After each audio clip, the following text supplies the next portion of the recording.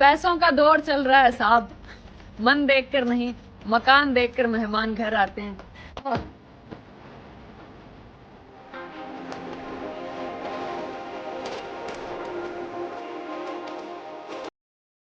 हमें ना सिखाएं लाज लिहाज के बारे में। जो इस लायक होंगे उनका सम्मान हम खुद करेंगे।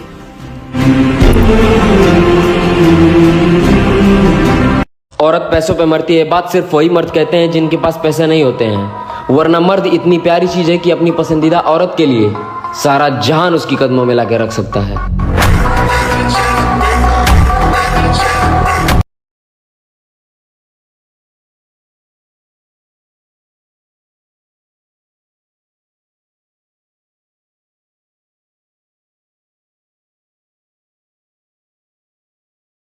तू सामने बैठा रहे, तुझे देखा।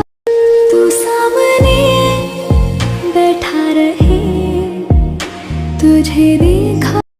तू सामने बैठा रहे, तुझे देखा। तू सामने बैठा रहे, तुझे देखा। तू सामने बैठा रहे, तुझे देखा। तू सामने बैठा रहे, तुझे देखा। दुनिया में लाखों करोड़ों टेंशनें हैं, लेकिन सबका समाधान एक ये है, ये चेहरा। इसको देख लो, उसके बाद सब टेंशन खत्म, है ना? है ना? शादी से खुशियां मिलती तो दुनिया में धोखा और फरेब होता ही नहीं। उसमें कि एक सवेरे बेटी आ गई मायके बिना खबर के फ़ोन के। एक सवेरे बेटी आ गई मायके बिना खबर के फ़ोन के। बोली बापू बेच के मुझको पैसे भर दे लोन के। बोली मुझे नहीं जाना उस घर में प्यार मोहब्बत नहीं। बापू तू अंधा है क्या, तुझे दिखती क्या मेरी हालत नहीं। शर्मिंदा हो जाएगा जो दिखा दूं, कहाँ कहाँ है धब्बे। मुझसे अच्छे से रखते हैं वो चाय चीनी के डब्बे। कुत्तों की भौंक संगीत है, आगे उसकी टोन के। एक सवेरे बेटी आ गई मायके बिना खबर के फ़ोन के। बोली बापू भेज के मुझको पैसे भर दे।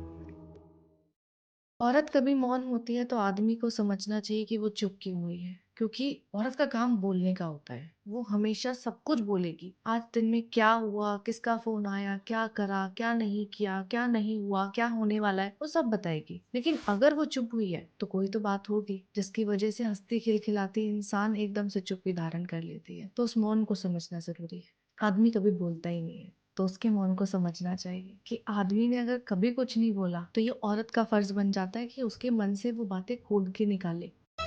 शादी कर देने से अगर बेटियां आबाद होती तो उन्हें रोकर नहीं, उन्हें हंसकर विदा किया जाता।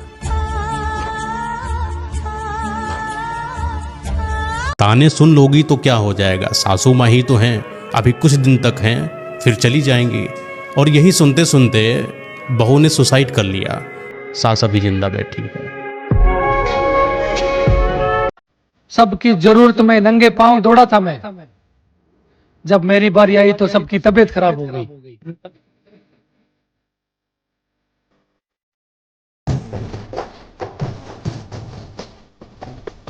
मैंने सुना है समय के साथ भाई अपने बहनों को भूल जाते हैं, क्या तुम भी भूल जाओगे भैया?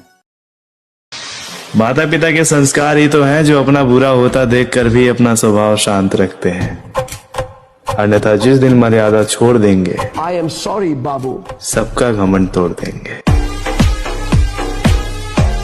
हर हर महादेव। अरे कोई बच्चे नहीं है हम जो किसी की होशियारी समझ नहीं पाते। चालाकियां समझ में आती है हमें सबकी, बस बोलकर रिश्ते खत्म नहीं करना चाहते।